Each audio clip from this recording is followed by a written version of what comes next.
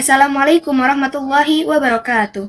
Innal hamdalillah nahmaduhu wa nasta'inuhu wa nastaghfiruh wa na'udzu billahi min shururi anfusina wa min sayyiati a'malina. May yahdihillahu fala mudhillalah wa may yudlilhu fala hadiyalah. Asyhadu an la ilaha illallah wahdahu la syarikalah wa asyhadu anna Muhammadan abduhu wa rasuluh. Alhamdulillahirabbil alamin. Segala puji hanya milik Allah Subhanahu wa taala yang telah menciptakan kita dengan sebaik-baiknya rupa dan juga telah memberikan kita bermacam-macam nikmat, beragam-ragam rahmat, dan juga karunia-Nya. Salawat teriring salam semoga selalu tercurah kepada junjungan kita, Nabi besar Muhammad Sallallahu Alaihi Wasallam, yang telah membimbing kita dari zaman gelap gulita jahiliyah hingga zaman Islami yang amat terang benderang ini. Teman-teman sekalian, pada kesempatan yang berbahagia ini, izinkan saya menyampaikan sebuah tema yang sangat penting yang sering kita abaikan, padahal dampaknya luar biasa, yaitu menjaga lisan. Lisan adalah salah satu nikmat Allah yang sangat besar. Dengan lisan kita bisa mengungkapkan isi hati, berdakwah, menyampaikan ilmu, bahkan mempererat silaturahmi. Namun di saat yang sama, lisan juga bisa menjadi sumber dosa dan kebinasaan jika tidak dijaga dengan baik. Allah berfirman dalam Quran Surat Qaf ayat 18 yang berbunyi, A'udzu billahi minasy syaithanir rajim. Bismillahirrahmanirrahim. Ma yalfizu min qaulin illa ladaihi raqibun atid. Yang artinya, tidak ada satu kata pun yang diucapkannya, melainkan ada di sisinya malaikat pengawas yang selalu siap mencatat. Ayat ini sangat jelas. Setiap kata yang kita ucapkan, bahkan yang tidak kita sadari, semuanya dicatat oleh malaikat. Maka, lisan adalah tanggung jawab besar yang akan kita pertanggungjawabkan di akhirat nanti. Nabi Muhammad SAW bersabda, Man kana yu'minu billahi wal yaumil akhir, falyakul khairan aw liyasmut. Yang artinya, barang siapa yang beriman kepada Allah dan hari akhir, hendaklah ia berbuat baik atau diam.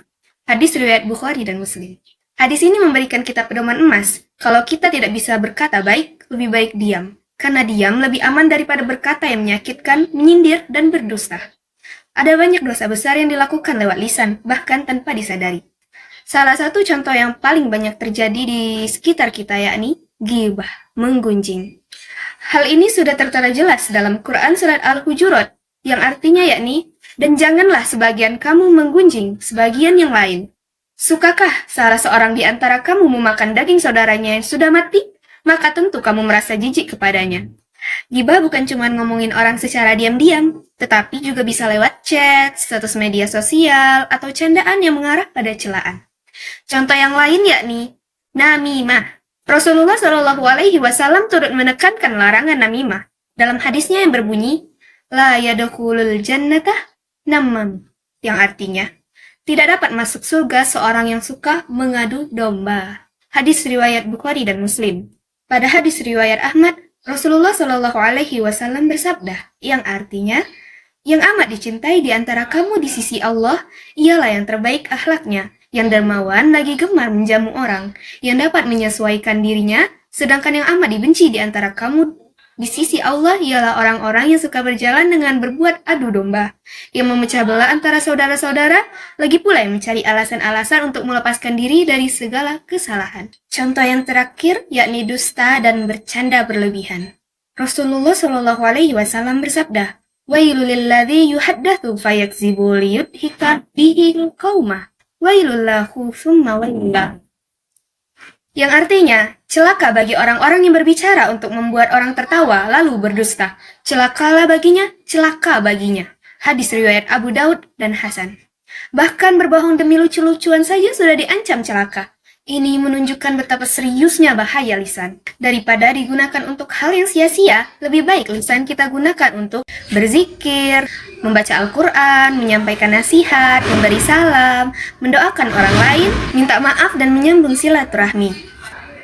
Teman-teman yang dirahmati Allah, mari kita mulai membiasakan diri menjaga lisan. Jangan biasakan berkata kasar, mencela, apalagi berdusta, karena kata-kata kita akan dipertanggungjawabkan di akhirat. Rasulullah Shallallahu Alaihi Wasallam bersabda, sesungguhnya seseorang berkata dengan satu kata yang dia anggap remeh, padahal karena satu kata itu, dia dilemparkan ke dalam neraka sejauh antara timur dan barat. Hadis riwayat Bukhari dan Muslim. Semoga Allah membimbing kita agar menjadi hambanya yang bijak dalam berbicara, ringan lisannya dalam kebaikan dan dijauhkan dari ucapan yang sia-sia dan menyakitkan. Sekian dari saya, apabila ada ucapan yang salah saya mohon maaf, dan kepada Allah saya mohon ampun. Wabillahi nasta'in, wassalamualaikum warahmatullahi wabarakatuh.